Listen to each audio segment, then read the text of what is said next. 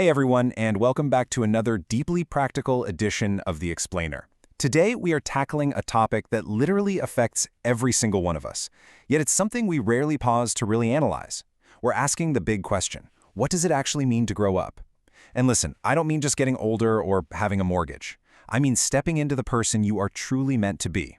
Let me ask you this: how many times have you looked around a room full of quote-unquote adults and realized, wait a second, everyone is just pretending they have it all figured out?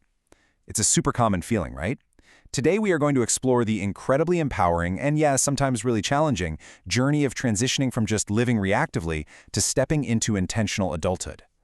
If you've ever felt like you're just going through the motions, or maybe you're sitting around waiting to finally feel like a real adult, you are in the exact right place. We're going to break down the actual mechanics of personal growth and give you the exact tools you need to consciously build a life that aligns with your deepest aspirations. To kick things off, let's look at a really powerful analogy from author Mark Manson. He talks about learning from burns and ice cream, and it perfectly captures this whole awakening process. Think about a toddler reaching out for a hot stove. As children, we explore absolutely everything. We want to touch the fire, we want to taste every single flavor of ice cream, and we chase every passing curiosity without a second thought. And that's a good thing. That boundless exploration is exactly how we learn the fundamental differences between pleasure and pain in the world. But eventually, this childhood curiosity collides head-on with adult reality. You hit this profound, undeniable realization: you simply cannot explore everything. Life has absolute constraints. You have limited time, limited energy, limited resources. Now, you might be thinking that realizing you have limited time sounds like a tragedy, but it's actually not. In fact, it is the necessary pressure that creates focus. When you finally realize that the overwhelming, endless abundance of possibilities is actually paralyzing you rather than liberating you, that is the exact moment childhood ends and the real, intentional work of adulthood begins. Okay, let's dive into our roadmap for today's explainer. We're going to move through 6 distinct pillars. We'll start with the turning point, then move to age is just a number, the foundation of responsibility, the emotional intelligence edge, practical steps to adulthood, and finally, we'll wrap up with conquering the fear. Let's start with Section 1, the turning point. I want you to reflect for a second here. What was the exact moment in your own life when you realized you simply cannot do or be everything? This isn't just about giving up on your dreams. It's a pivotal awakening. It's that nagging feeling of discontent with the status quo, or maybe a sudden, sharp clarity about the direction you need your future to take. This quote on the screen beautifully captures that exact shift. Growing up starts the moment you accept that exploration has limits and begin focusing on what truly matters to you. Think of it like a giant puzzle. You can't just keep dumping new pieces on the table forever. Eventually, you have to start putting them together to build a picture.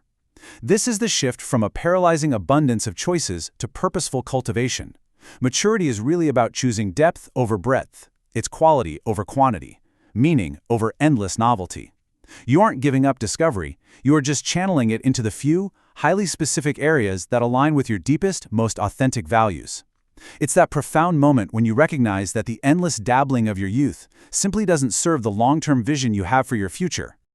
Moving right along to pillar number 2, age is just a number. We absolutely need to detach the concept of logging years on planet Earth from the concept of actually gaining wisdom. Simply existing for a certain number of decades does not automatically grant you maturity. The gap between biological adulthood and psychological adulthood can be mind-bogglingly vast. Think about it. We all know people in their 40s or 50s who still act like teenagers when things don't go their way, right?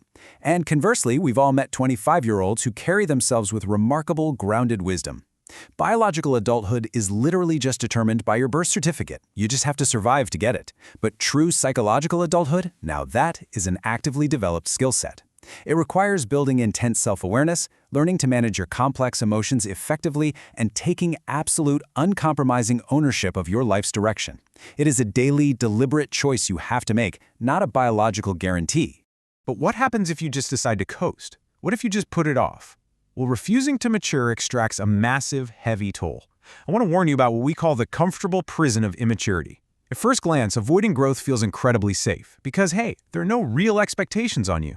Think of someone staying in a completely dead-end job just because it's easy and requires zero extra effort, or avoiding a tough, necessary conversation in a relationship just to keep the peace. But what happens? You end up watching that relationship slowly fall apart over the years anyway.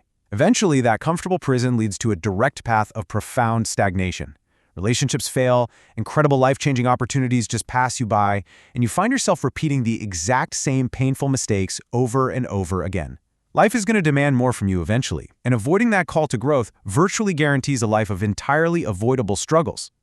And that brings us to Section 3, the foundation of responsibility.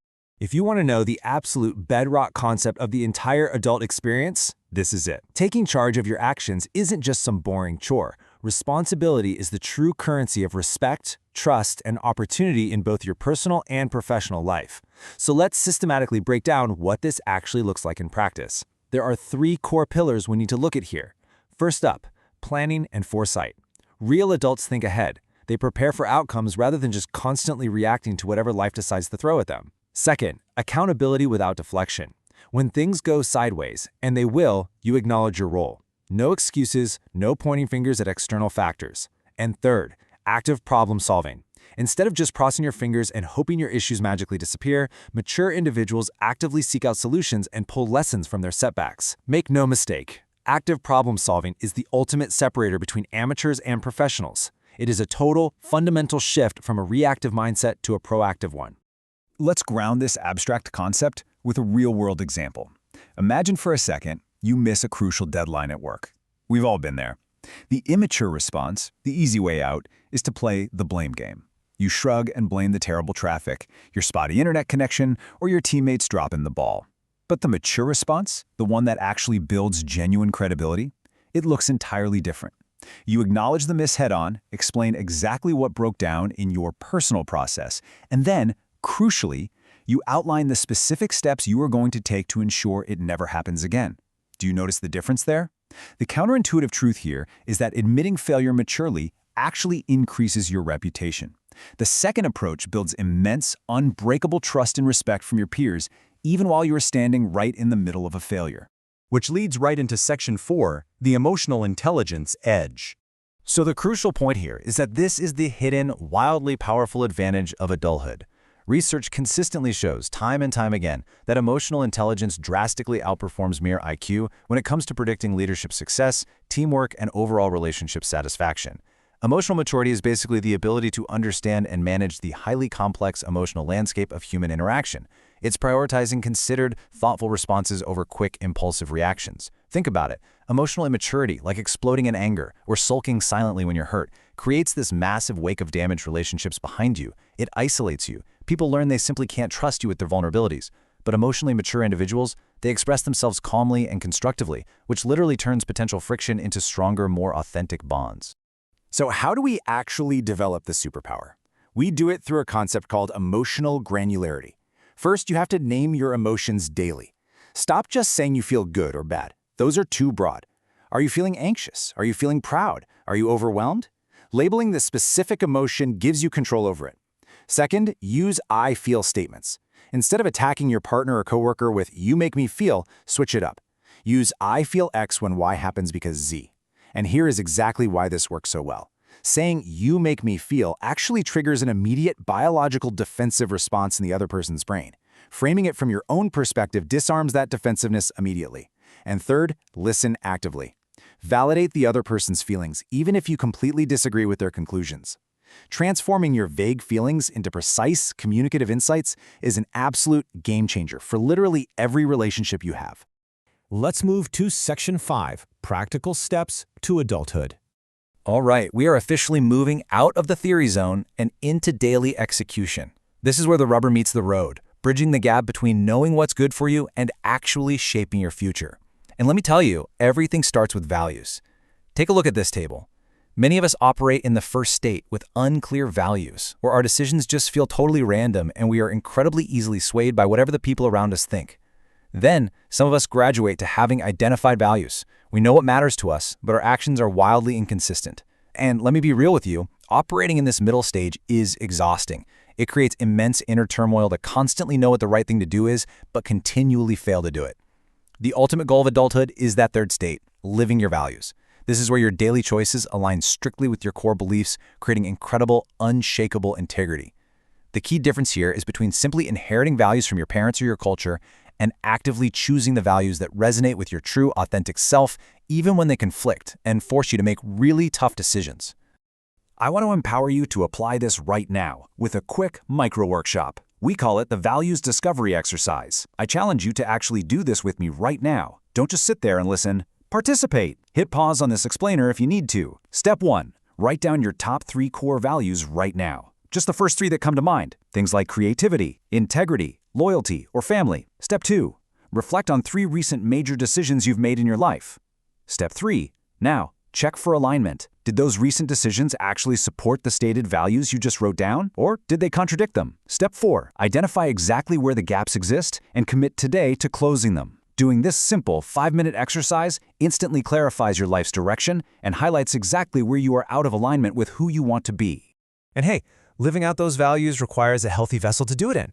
I want to share a sobering truth from longitudinal research. Your future 50-year-old self is being entirely built right now by the physical and mental habits your 25-year-old or 30-year-old self is establishing today. You absolutely must lock in these 4 habits for the long haul. Quality sleep of 7 to 9 hours heavily impacts your emotional regulation. Balanced nutrition fuels your sustained energy throughout the day. Regular movement, that is literal maintenance for your cognitive function and long-term mental health. And mental wellness routines are what prevent massive burnout. Skipping these basic habits isn't just being lazy or busy, it is literally borrowing energy from your future self at a terribly high interest rate. Your mind and body depend on these foundational habits. But to maintain those healthy habits, you need a radical mindset shift. You have to realize that consistency beats intensity every single time. You need to build daily routines that turn your willpower into autopilot. Because when healthy choices become automatic, you suddenly free up massive amounts of mental energy for much more important life decisions. Do not, under any circumstances, fall into the all-or-nothing perfectionism trap. You know the one where you think, well, I ate a cookie after lunch, so my entire diet is totally ruined for the week. No way. Small, compounding efforts repeated over a long period of time are what truly build an incredible adult life. Finally, we've arrived at Section 6, Conquering the Fear. Because let's face it, knowing what to do is one thing, but having the actual courage to do it is another beast entirely. We really have to acknowledge the very real, very heavy psychological barriers that keep us stuck in place. We so often cling to what we call the illusion of safety. It feels incredibly safe to stay immature because there is zero expectations on you, you have zero accountability, and you can just blame your circumstances or your boss or the economy forever. But directly opposed to this is the growth paradox. Now, what's really interesting about this slide is that growth requires extreme discomfort. You literally have to risk failure. You have to be vulnerable. But, and this is where the magic happens, embracing that exact discomfort is the very mechanism that leads to genuine confidence, true freedom, and extreme capability in the real world. So how do we actually dismantle that fear day to day? Here are your tangible strategies to take home. First, start small daily. Take tiny, microscopic actions outside your comfort zone, like just speaking up once in a weekly meeting. Next, build your tribe. You've got to surround yourself with mentors and friends who are also actively on a growth journey. If your friends are stagnant, they will pull you down. Third, practice self-compassion. You have got to silence that harsh inner critic. Beating yourself up over a mistake doesn't actually prevent future mistakes. It just destroys the exact confidence you need to try again. Instead, I want you to treat yourself like a good friend you are trying to help. And finally, celebrate progress. Recognize every single small victory to replace fear-based motivation with positive, supportive self-guidance. As you go out and face those fears, you're quickly going to realize that life's only true constant is change. Jobs are going to end, best-laid plans will fall through, and massive detours will happen. This classic quote from Charles Darwin reminds us that being adaptable is the ultimate adult superpower. It is not about being the strongest or the smartest in the room, it is entirely about being flexible. Think about the adult who loses their job and successfully creatively pivots to a brand new industry versus the one who just sits back on the couch and complains that the economy is totally unfair. Adaptability means taking personal responsibility for the pivot. Having a growth mindset makes you incredibly resilient, and you'll quickly learn that sometimes life's unexpected detours actually lead you to far better destinations than you ever originally planned.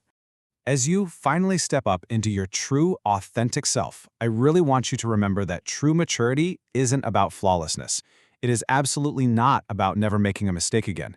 It is about having the humility, the deep resilience, and the relentless courage to keep evolving, step by step, day after day. Every single small choice you make today, whether it's owning up to a mistake, correctly naming a complex emotion, or just keeping a small commitment to yourself, builds the adult you are actively becoming. You are entirely capable of making this shift. I want to leave you with this incredibly provocative final thought to carry with you for the rest of the day. Ask yourself, the question isn't what we want to experience, but what we're willing to give up to experience it. Growing up is ultimately about making those hard trades. It's giving up the warm, fuzzy comfort of stagnation for the challenging, exhilarating thrill of progression. So I challenge you, evaluate your own limits, apply the frameworks we've broken down today, and take intentional action starting right now.